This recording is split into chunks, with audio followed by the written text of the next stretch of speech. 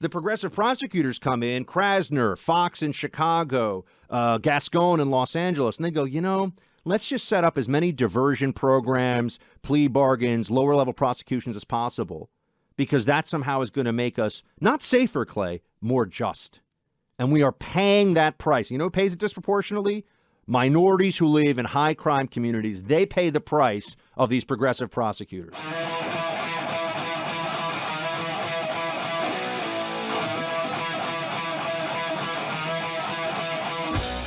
Clay, first off for me, we often talk about a political reckoning. I think in advance of the midterm election, we are already starting to see a progressive prosecutor reckoning. We look at where was there a lot of horrific violence over the weekend. People being shot, they were in a crowd, they're in the wrong place at the wrong time. There was a mass shooting in Philadelphia, and there's video showing you on a absolutely packed street in Philly. 3 dead, 14 hit by gunfire there. There was a mass shooting in Chattanooga, Tennessee. 2 dead from gunfire, 1 run over and killed by a fleeing car, 14 injured.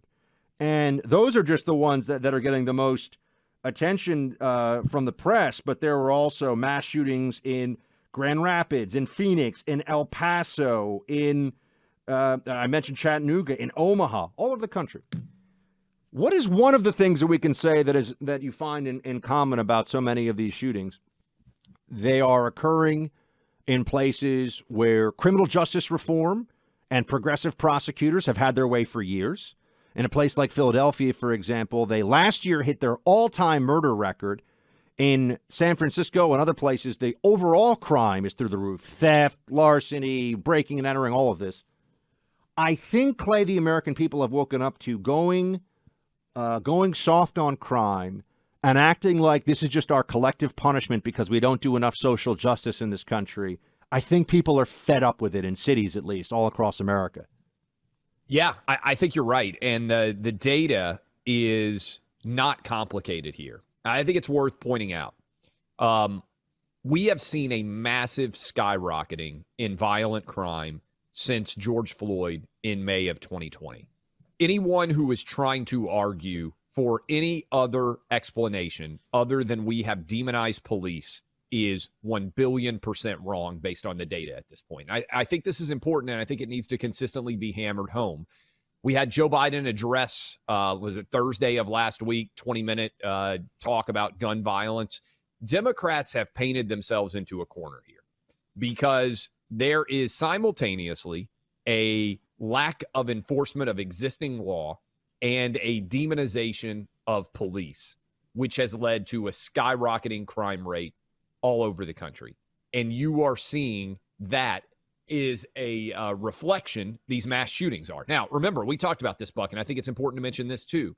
Mass shootings are a small part of the overall crime wave that we are seeing. Now, they get a lot of attention, and right now the media is very fixated on them. But if we went out, Buck, you and I had a magic wand, and we said, hey, we're going to solve every mass shooting in America, 99% of violent crime would still be murders. Occurring. Murders. Murders. So this idea that suddenly, if we just did away with mass shootings, we would address violent crime in a massive way is just not true.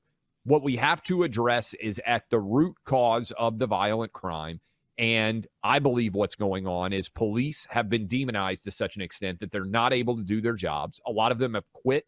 They're understaffed, overworked, disrespected by prosecutors all over this country who, when they arrest someone, they put them back out on the street and allow them to continue to propagate violence. So to me, if you wanted to have a real conversation about reducing violent crime, which, by the way, I think everybody is in favor of, right? Let's not pretend this is like an actual complicated issue where there are many sides.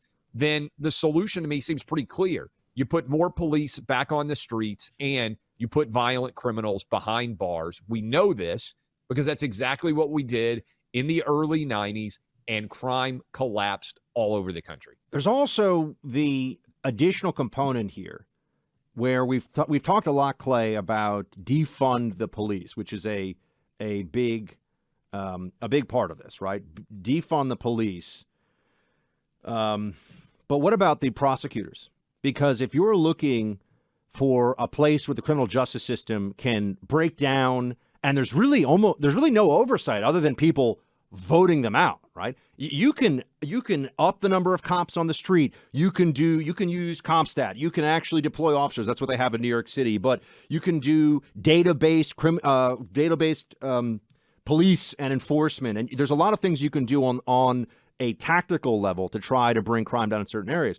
But if you have a prosecutor who is almost messianic, I mean, who is a zealot in the desire to bring down the number of people in prison. This is the mass incarceration. We hear this all the time. There are whole books that were written years ago that were very influential on the left about the need to end the mass incarceration state. So in places like Philadelphia, they cut the prison population, even a couple of years ago, I believe the data was from about 8,000 to 5,000 in terms of how many people were being, at any point in time, were serving a sentence for a felony or serious crime. And we've seen this all over the country where right now Boudin in San Francisco is facing a recall this week. Why is he facing a recall? Because he came in. Now, he's a far left radical. His parents are part of the Weather Underground. They were part of the Brinks armored car robbery. Larry Krasner in Philadelphia was a ponytailed anti-cop left-wing activist defense attorney his entire life, who then all of a sudden decided, I'm going to become the district attorney. This was only possible because the media created an enormous racial panic with Donald Trump's election. Oh, my gosh. Yes. They used to say, people forget this now, I think, Clay. They said there was a white nationalist as the president.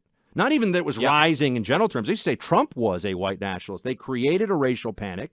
So all of a sudden you had, obviously, the minority community, the black community in America is hearing from Democrat media that we're in the worst place we've been in decades. In terms of, racism, and we have a white supremacist. They would say this in the White House. That's legitimately what they said. And all of a sudden, these progressive prosecutors can count on the mobilization of minority communities in major cities to vote for the progressive en masse incarceration view, replacing Democrats, by the way. This is what's so interesting. It's not like these cities had right-wing Republicans. They had Democrats, but they had Democrats who were like, look, I'm going to get in trouble if we don't lock up, a gangbanger who's on, shooting number 3, I'm going to get kicked out of office.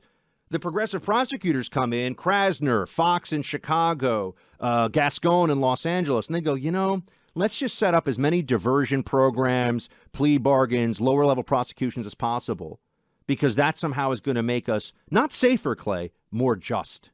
And we are paying that price. You know who pays it disproportionately? Minorities who live in high-crime communities. They pay the price of these progressive prosecutors.